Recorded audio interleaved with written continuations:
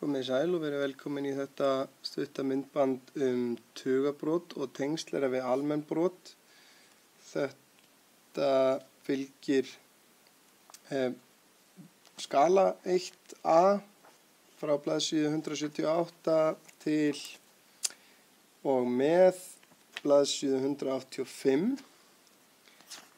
Við ætlum að skoða tugabrot og almenn brot, hvernig við breytum tugabrotum í almenn brot og almennu brotum í tugabrot. En fyrst þurfum við að skoða og rifja upp töflu yfir sætisgildi. Þessa töflu hafið þið eflaust séð áður. Við erum hérna búin að búa til þessa sætisgildistöflu og við erum með nokkur sæti, við erum ekki með þau öll.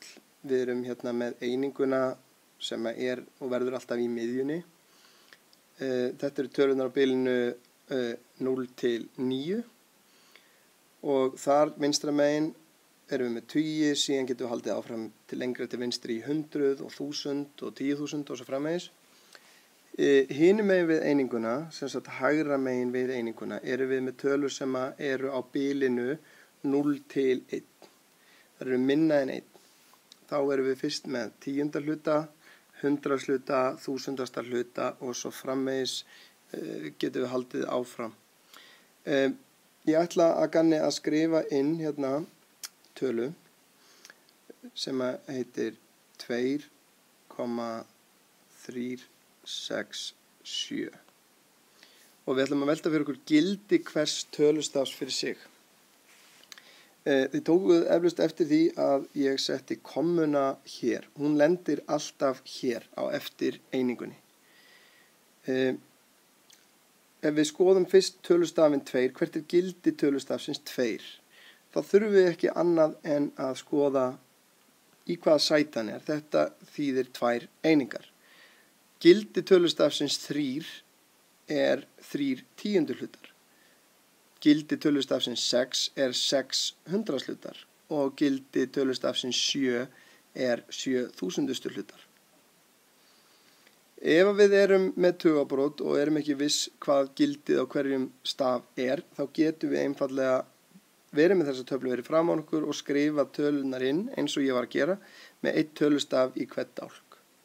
Þá skiptir ekki máli hvort að talan byrjar á einhverju tölu sem er stærri en 0 eða hreinlega á tölu sem er 0,45 til dæmis.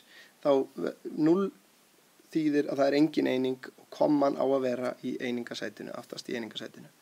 Þá er auðvitað að sjá að 4 hefur gildið tíunduhlutar og 5 hefur gildið hundraðshlutar.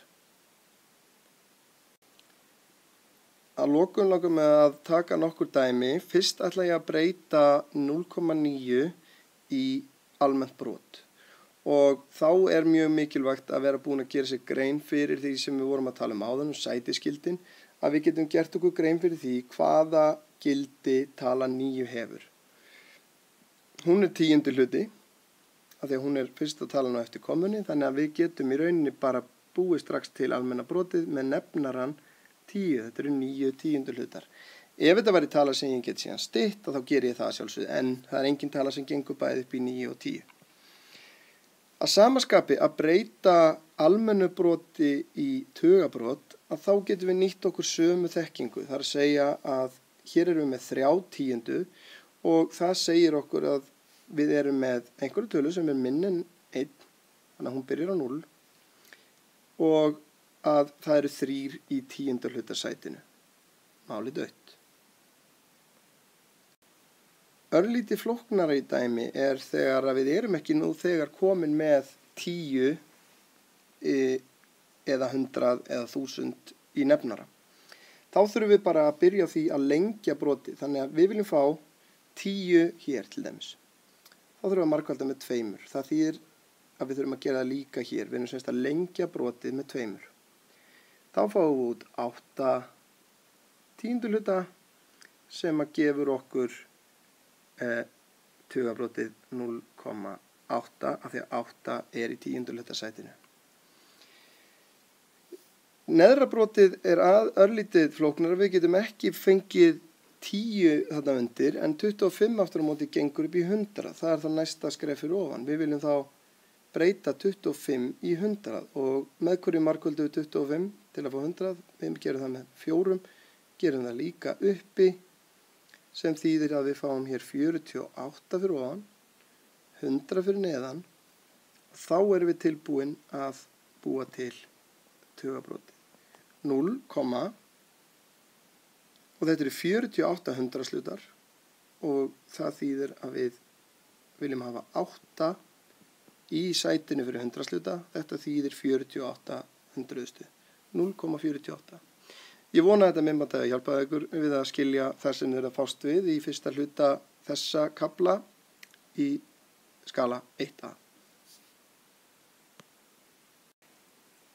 Auðvitað er ekkert að taka upp svona myndband öðruvísi en að fatta að maður glimti að segja eitthvað. Þannig að ég ætla bara að bæta þið við hérna aftast. Stundum lendið í því að þið gætu mögulega í staðan fyrir að lengja brot og getið stytta. Muniði að aðalmálið er hjá okkur að fá 100 eða 1000 eða 10 eða 10.000 eða hvað sem er hérna fyrir neðan. Einhverja tölur sem byrjar á 1 og síðan er ákveðin fjölda 0. Þannig að hér væri freistandi að breyta 400 í 100. Það gengur eingöngu ef að 4, sem er talan sem við ætlum að stytta með hér, gengur líka upp í töluna fyrir ofan, sem að í þessu tilfelli hún gerir. Þá fáum við 100 fyrir neðan og 44 deilt með 4 eru 11. Þannig að við fáum 11 hundraðshluta, þannig að við erum með 0, og svo 11 hundraðshluta. Smá viðbót. Takk fyrir mig.